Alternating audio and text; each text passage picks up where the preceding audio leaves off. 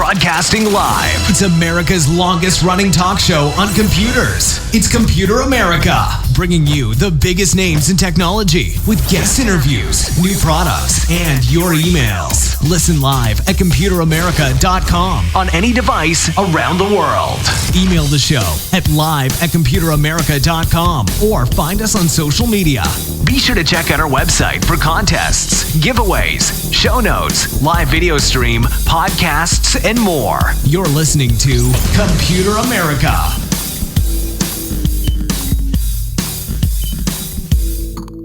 Hello and welcome everyone into the Computer America Show. We are the nation's longest running, nationally syndicated radio talk show on computers and technology. Welcome into the program, everyone. Today on the show, we have a company called Waverly Labs, and if you haven't heard about them, you're in luck. This is going to be a great place to hear all about them, what they do, how they do it, and everyone, we're going to be talking about real-time translation because, take it from me personally, I've tried to pick up another language.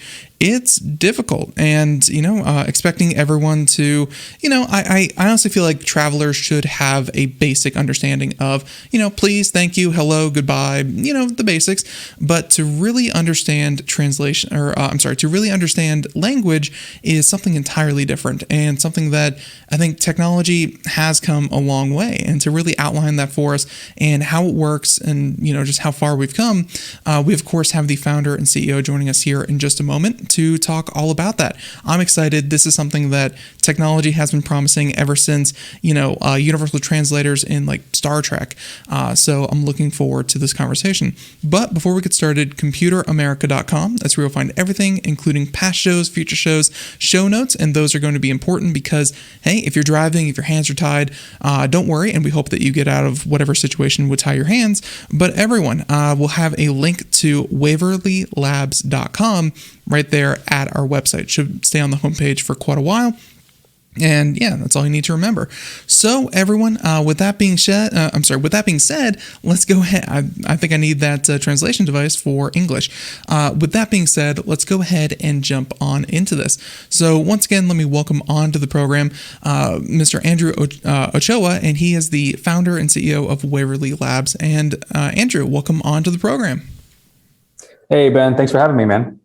Yeah, our pleasure. So let's go ahead and, for everyone out there watching the video portion, you can see the device right here.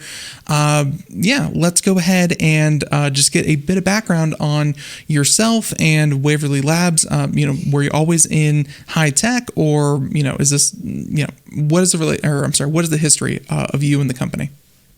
Yeah, thanks a lot. So my name is Andrew Ochoa. I'm the founder and CEO of Waverly Labs. I've been in tech myself for the past 10 to 12 years. Started out in Austin, Texas, developing tech startups out there with a few different companies in content management.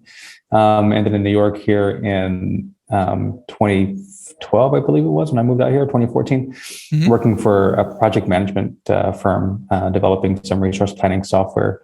And kind of along that period of time, nights and weekends, building Waverly with a few colleagues of mine, the original co-founding team. And we kind of came up with the idea for Waverly back in 2014. We were really inspired by wearable tech and voice and technologies. If you remember back then in 2014, the fitness trackers, wireless earbuds, all of those things were pretty nascent. It was still pretty new age, and voice technologies for that matter too, right? I don't even know if Siri was out in 2014. I think they were, but it was pretty low quality back then. Right. And so we were a small team of founders really inspired by voice and wearable tech. And we kind of had these shared experiences of working and living in different parts of the world. We had come from different backgrounds, from Mexico and America and India. And we just had these experiences of the struggles of the language barrier. And we were inspired with our background and expertise and what was happening with technology and the evolution of microelectronic mechanical sensors and things, to take on this global challenge of solving the language barrier. And so that's kind of how the genesis of the idea of developing the world's first translating earbuds came into existence. That is a tall order, and like I've said, it going back decades, that's been science fiction. That's something that everything from the from the Babelfish to universal translators, they've all wanted to do that, but it's always this this thing that's just too far ahead of us. And you had this idea for about a decade. You've been working on it with with your co-founders, and over the past couple of years, I know that since like 2018, we've seen the rise of machine learning, artificial intelligence. I'm sure it's going to come into play in this conversation. But what technology has changed to really let you bring something like the Ambassador to the masses? What technology has really improved to let you make a product like this? Yeah, that's a great question. It was a few things. It was the rise of neural networks and machine learning, that those deep learning techniques built upon those artificial neural networks that really allowed for the accuracy to improve to the degree it has, not just in the machine translation, but also in the speech recognition. You apply those artificial neural networks to speech recognition as well, which has improved the quality of the ASR system, the capability to transcribe speech before it even gets passed into the machine translation system to begin with. So the rise of artificial neural networks and the capabilities of deep learning back in around 2016 is when they began to be, 2015, 2016 is when they began to be widely adopted commercially. So that was a significant step. I mean, before that, you had statistical-based machine translation systems, which tried to or rule grammar-based machine translation systems, which tried to translate based off of like grammatical rules, but it was very, very poor quality. So it was neural networks and the deep learning that were applied to the traditional machine translation models. And in addition to what was happening in wearable technology around that same period of time, 2014 or so, when you had a lot of advances in microelectronic mechanical sensors, things that were being produced at scale at that point. Systems, components were getting miniaturized, things like infrared sensors or like accelerometers and those kinds of things were getting, and then microphones, same thing, new techniques in spatial filtering, beamforming, being able to capture speech with higher clarity, that kind of stuff on the hardware side. So it was really a combination of the scale of manufacturing of microelectronic mechanical sensors, and the costs were coming down enough to where you could scale that, in addition to all of the advances in neural networks that were applied to the software programs themselves. So this is going to be, from like a design perspective, but, clearly over the ear, fits hands-free, does a lot of good stuff, but I'm sure that your team ran through a couple of different scenarios. Why were you drawn to the over the ear? I know that you said way back when you first had this idea, that was what was popular. You stuck with it though. Like, why not a handheld, like microphone wand or, something like that? Why an earpiece? That's a good question. Actually, our first earbud was an in-ear earbud, like a typical wireless earbud. We switched. So the current product we have now is called Ambassador Interpreter, and it is an over-the-ear earbud. And that went into development in 2018. But before that, we had an in-ear earbud, which was our first product, and that sold quite well. But what we found was a lot of our users were using it for professional settings. And then you had these kind of experiences where if I was wearing an earbud, I could hear you, but I wanted to communicate back to you. How do you hear me? So I have to share one with you, but I don't want to share one that was inside my ear. So you had like these hygiene problems, and then you had this architectural problem, like how do I sync both of them together? Because they do currently require some kind of internet connection. So you have these like Bluetooth connectivity protocol issues. And so there was just this whole re-architecting that we had to do from the in-ear small design to the over-ear large design. It gave us a stronger antenna. It allowed for better connectivity, but longer battery life. It was more hygienic. We had all of these. There was a lot of different reasons why we went over the ear, and it just was cheaper also. So Yeah, it sounds like there were a lot of design reasons that drove you to this, which is, really kind of the joy of technology. You iterate until you get something that really works. And so let's talk about why how this is different from other translation devices, because let's face it, you are with your company, you're going up against the likes of Google that have their own translation services, and I presume more resources to throw at this than you do.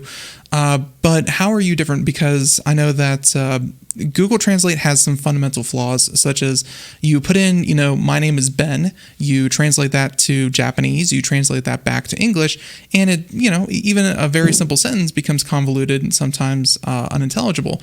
There's improvements to be made. Have you made improvements on basic translation, and how is your translation software different than others?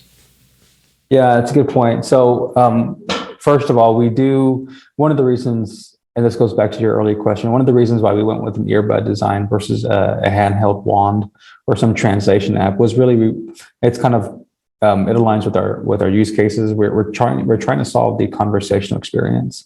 Mm-hmm. I can use we could have made a handheld wand or a translation app, but really those are better for quick interactions. If I'm having a conversation with you, I don't want to pass a wand back and forth between my mouth and your mouth. It's not a conversational experience. With an earbud, you can kind of create this,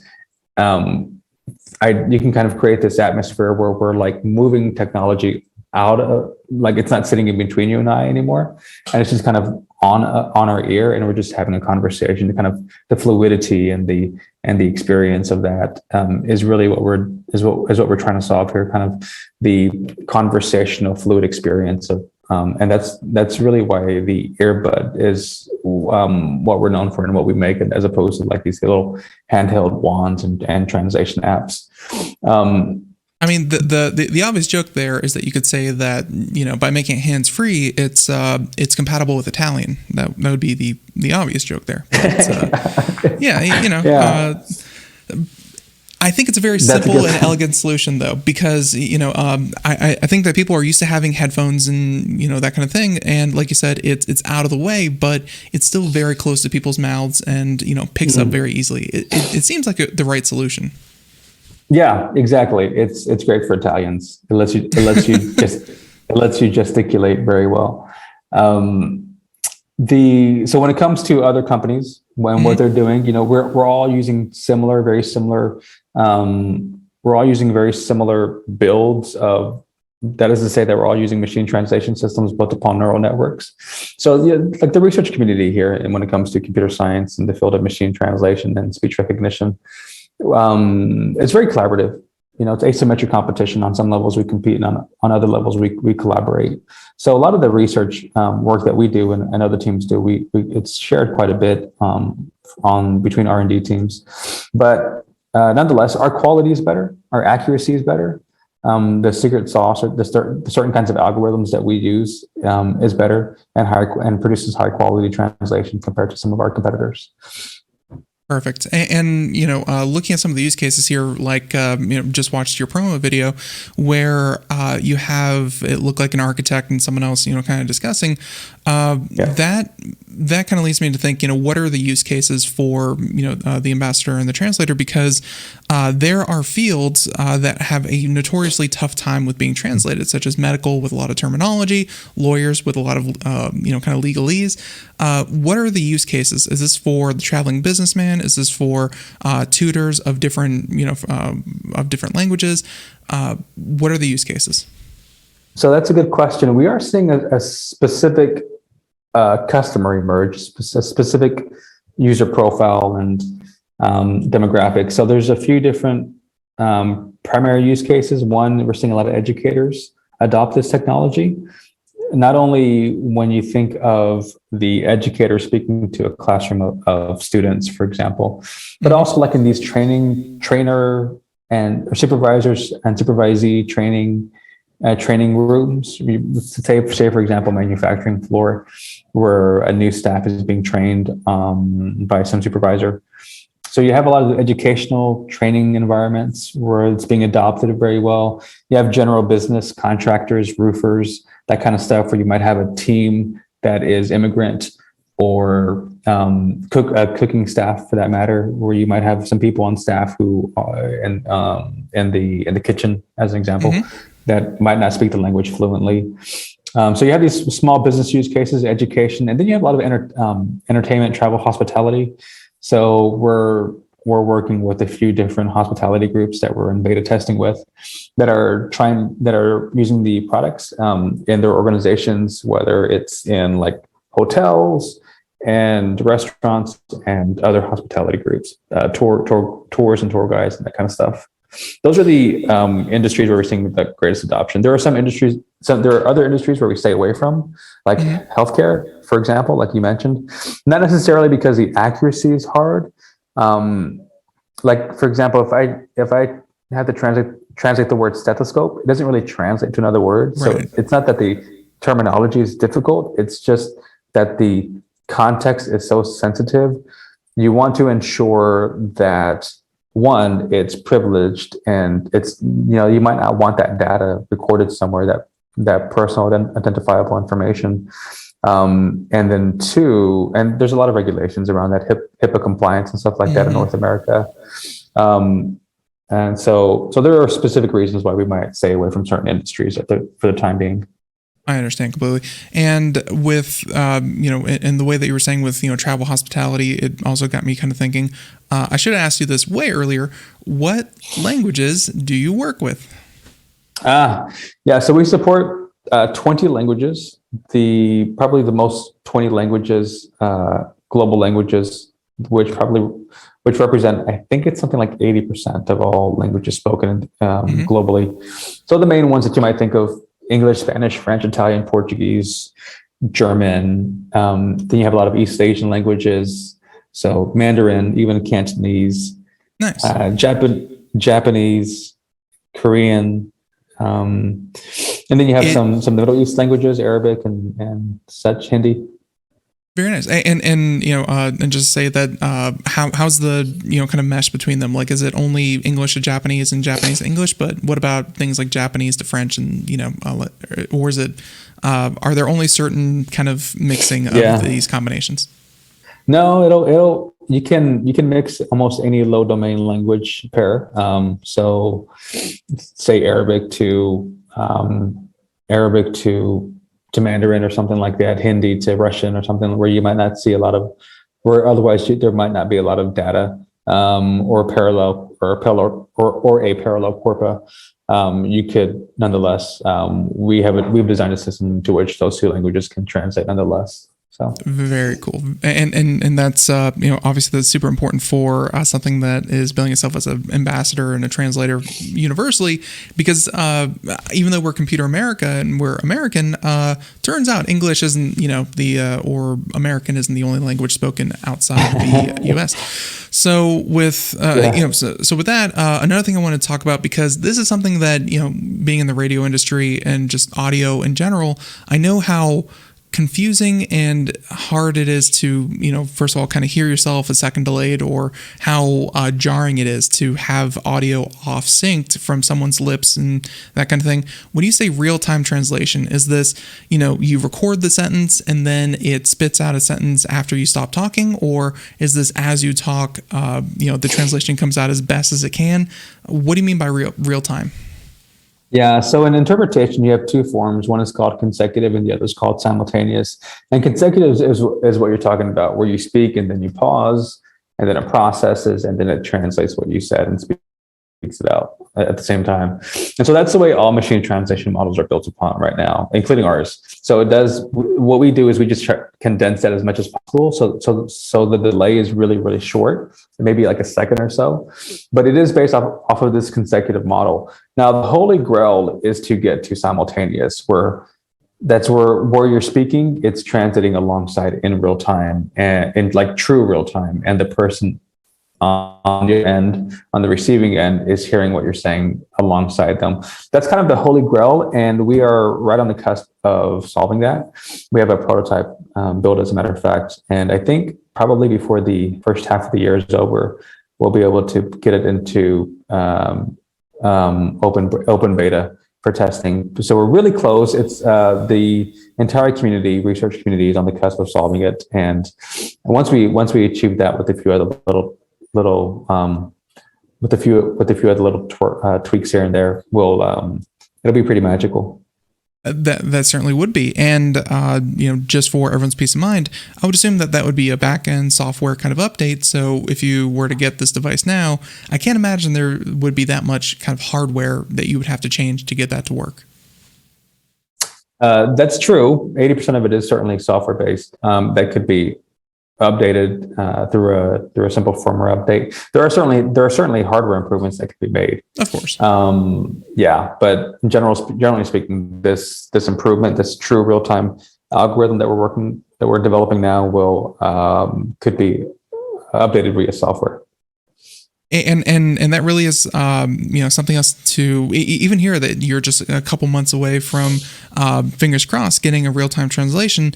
And I guess I should ask you this because I'm sure that you've talked with your customers and people who would really benefit from this. What and I say so kind of abruptly, but what is the point? Like why is it important to talk to someone in their own language? Or I'm not even talking about just the simple talk to person who doesn't speak your language, but is there something that you kind of get by talking to someone with your voice and hearing a translation versus writing it down, writing it through an app and doing that kind of thing? Like, why did you feel that it was important to have the speaking be the important part as opposed to just like writing it down and working it out that way? Yeah, language is such a profound problem. I mean, the number of times, we've been shipping and selling these earbuds for a few years now. We've probably shipped and sold 50,000 units worldwide, but it's incredibly interesting and almost beautiful in a way when we get kind of some of the responses that we get. A lot of them are business applications. I want to communicate with my cooking staff, or I'm a coffee buyer and I go down to South America and I want to communicate with my coffee farmers. But sometimes you'll get these use cases where it's like some guy, says, "Hey, my wife doesn't speak the language very well." I'm like, "Well, how did you even get married in the first place?" "Okay, but we'll figure it out. We'll help you. We'll help you solve that." My wife's family is of a different culture, and I just want to be able to communicate with them. There are just certain kinds of interactions where you want that speech to speech translation scenario that you don't want to text and type. You want to feel this kind of very fluid, very intimate experience with those people that you're in conversation with. I definitely like that you use the term intimate because that's what language is, and I feel like I think people are very comfortable now behind a screen typing and texting each other, but language is certainly something that will never change. Although we do have a question here about do you think technology such as yours, and with the fact that we are so close to getting it, as you said, the Holy Grail, getting it better and better, I can't imagine what's going to happen in 5 years, but do you feel like that's going to prevent people from still wanting to learn other languages? Because as soon as you at least get the basics of one, you can readily translate to 20 others. I guess some people would say, well, I know 20 languages because I know one that works with these translators. Yeah, that's a good question. I think our feeling, we talk about that internally sometimes, and as much as we're passionate about the technology, we're also passionate about languages. There isn't really anyone on the team that doesn't speak multiple languages. And it's not necessarily a prerequisite for working with us, but generally speaking, we all see the value of learning a language. Our technology can translate words. It can even translate colloquialisms and phrases and other things, but we can't there are certain aspects of language and culture that you just have to intimately experience and learn on itself. And so as much as we're passionate about technology, we have no interest in completely displacing the idea of language learning. It's just that you can't learn every language. And right. So for those cases, obviously, this is a great substitute. And much where I was saying, in 5 to 10 years, in a couple months, you might, you might have a real-time translation, which will be huge. I'm sure that you will have future iterations of your hardware with things like better microphone, better noise isolation, better accuracy. All of that will improve in 5 to 10 years. These language learning algorithms will improve in 5 to 10 years. Where do you see kind of all of this heading? And let's just cut it off in 10 years. Where do you see all this heading? Is this, are we going to get to the point where everyone's just going to have a piece of hardware they can slip on their ear and talk to anyone in the world? Or, where does this all end up? Yeah, it's the same it's the same product adoption curve as like a smartphone. Essentially, you're going to see in 10 years, everyone's going to have an earbud that translates language. It's going to work offline. It's not going to require internet access. It's going to be real time, immediate, instantaneous, simultaneous, whatever you want to call it. And it's going to possibly, in 10 years,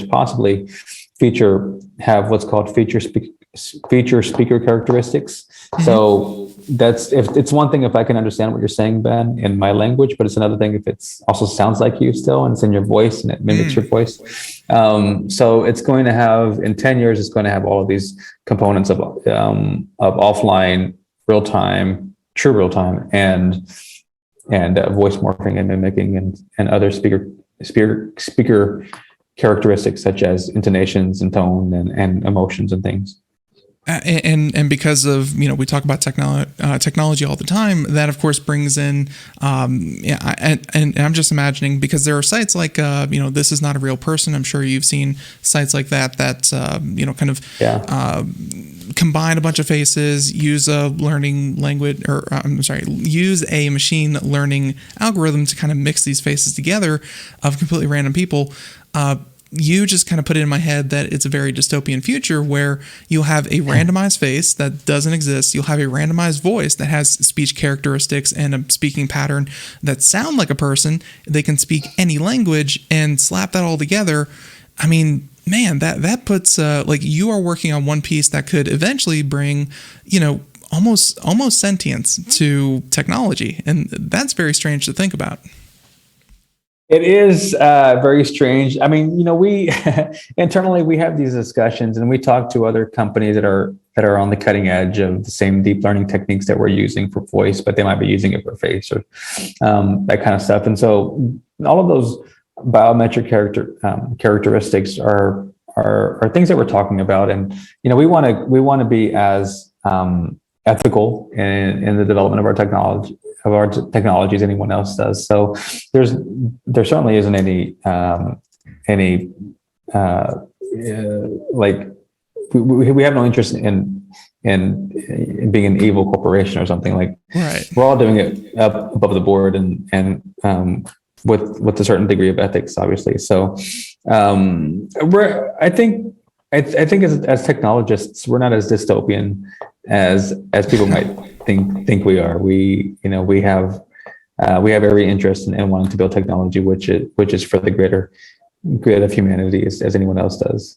Yeah, and I'm glad that you kind of use that language. But I mean, we just did an article the other week about Wi-Fi Sense technology, SENS technology, and that's a protocol that's been or a standard that's been in development for the last 10 years, and it's a bunch of researchers who I'm sure have had the ethical conversation. But it's like, this is technology, this is where it can go, where it should go.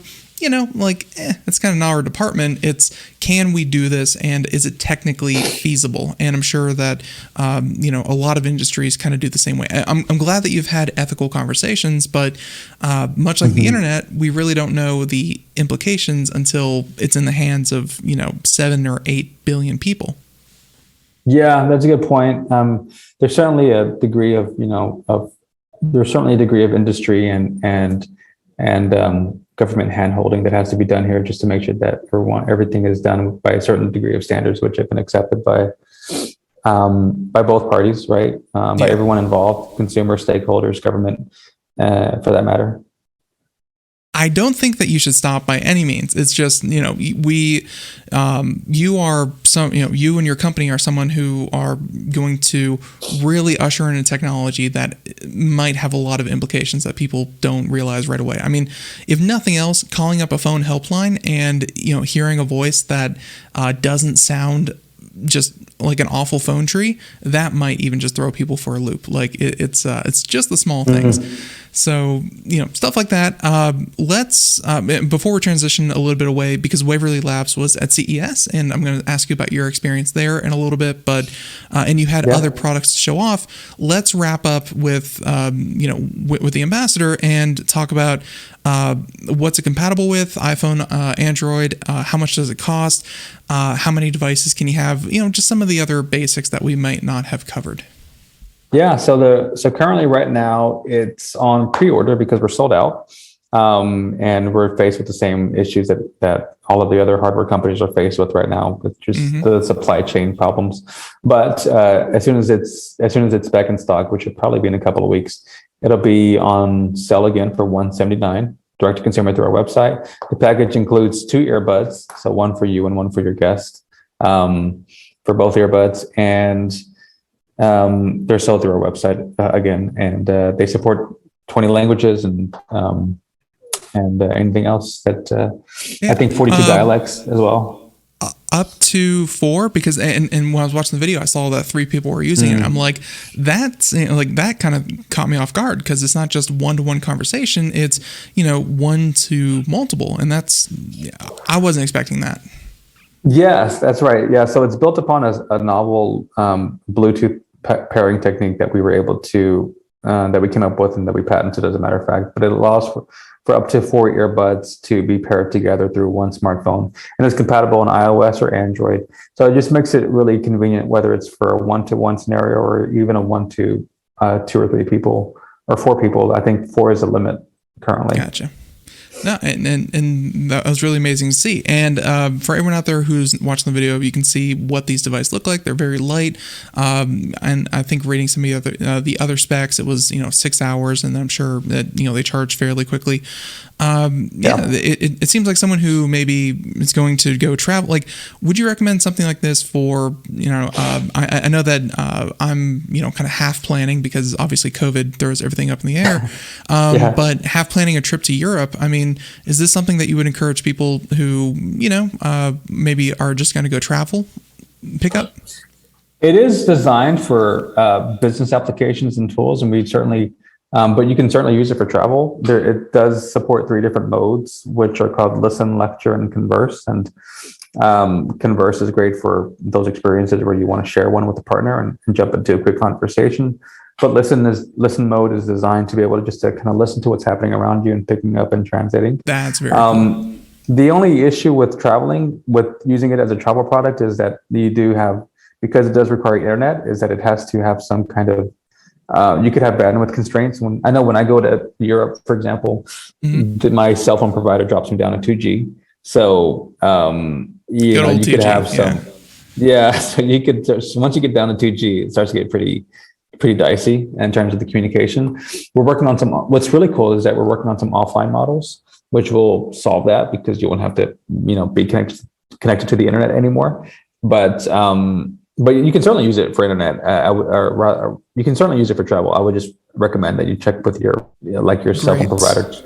Yeah. Great answers you put there. And I think an offline model, like even an offline model that only listened, I think would be something that would be very, you know, appealing to a lot of people who want to travel and do that kind of thing. But again, with COVID, I think you got a little bit ahead, you know, a little bit of lead time before, you know, a lot of people are really demanding for that. So we have that. And again, you know, great. I think you were, I read here that you were on Kickstarter. It was immensely popular. I mean, you're hitting on something that I think affects a lot of people. And as we, you know, kind of interact more and more through the internet and traveling and that kind of thing, this product seems really incredible. And I'm glad that you're able to come on the show and talk to us about it. Yeah, it's been really, we've done a crowdfunding campaign, which is wildly successful. And we're really excited to really start to scale the production of this product over the next couple of years. Perfect. And of course, CES, I mentioned, let me just start off by asking, a lot of people that we had out there, we sent someone out there. I think the final numbers were just under 40,000. There were, I forget the exact number of vendors. It was a much smaller affair than it was in previous years. How was CES for you? Did you hopefully get to, maybe shaking hands is the wrong word, but did you at least get to meet a lot of people? Did you have a good event? We had a pretty good event. We were hoping for greater attendance. I think everyone was, but at the same time, I think everyone also just wanted to get back to business and get back to industry. Even though the attendance was low, we still had an opportunity to meet with other vendors that we would otherwise want to meet with. It is an industry event, so we have a chance to meet with suppliers and component suppliers and other teams that were there vending just as much as we were. So, but we were hoping for a greater attendance. Hopefully next year. I'm not sure. 40,000. What's it typically like? Maybe 200,000 or something. Normally it's like 200,000 people go to Vegas. Not attend CES, but have like suites and stuff to show off. 200,000 is usually the normal. Yeah, so it was a fraction of what we expected. But we'll see. We'll see. We had some pretty good conversations with vendors and partners and distributors and other people stakeholders. So. Yeah, and I'm personally looking forward to. Let's just say that Omicron hit at the exact worst time for kind of confirming that whole thing. So with that being said, Waverly Labs was also, I hear, showing off other products as well. What else were you showing off? So we had two other products that we were showing off. That's correct. So Ambassador Interpreters are kind of premier, our hero product, but we were showing off two other products. One was an app called Audience, and Audience is a translation solution for lecturers and educators and conference events organizers. It's an app basically that allows the presenter to be able to present to a room full of people. So quite simply, if I was giving a presentation in Turkish or something, I could just use my app connected with any microphone that I might be given as a presenter, and whoever's in the audience that doesn't speak my language, they would be able to just by using the app on their smartphone in the audience, they could sync into my channel essentially, and see the transcript of the translation and also hear it from their phone in the audience. That's really cool. So that's what Audience is. Yeah, it's our first app that's not a hardware product. That's designed for those lecture and education environments where you want to communicate to a room full of people.